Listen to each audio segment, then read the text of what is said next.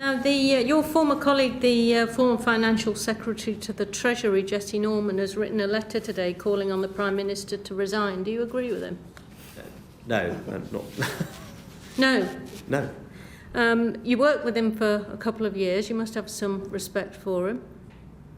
Of course, I worked with Jesse for a while since I had this job, and he did a very good job, and I'm grateful for the job he did for me.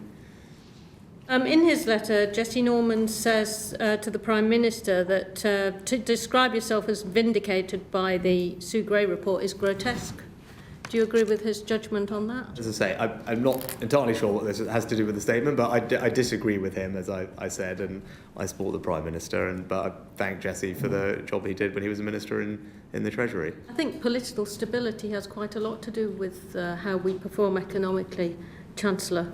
In his letter, he also says breach of the Northern Ireland Protocol, which is what's being constantly threatened by this government, would be economically very damaging, politically foolhardy, and almost certainly illegal. Do you agree with him about that?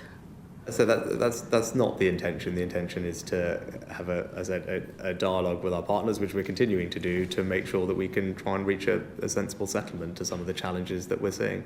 About Northern Ireland's place in the United Kingdom economically, where there are very clear challenges, and the protocol is proving to be a barrier to a resumption of a functioning executive in Northern Ireland. It's right that we try and take steps to address that.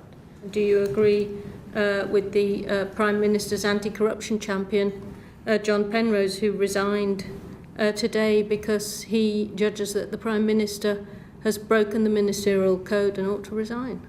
I disagree, yes. Thank you very much. Thank you.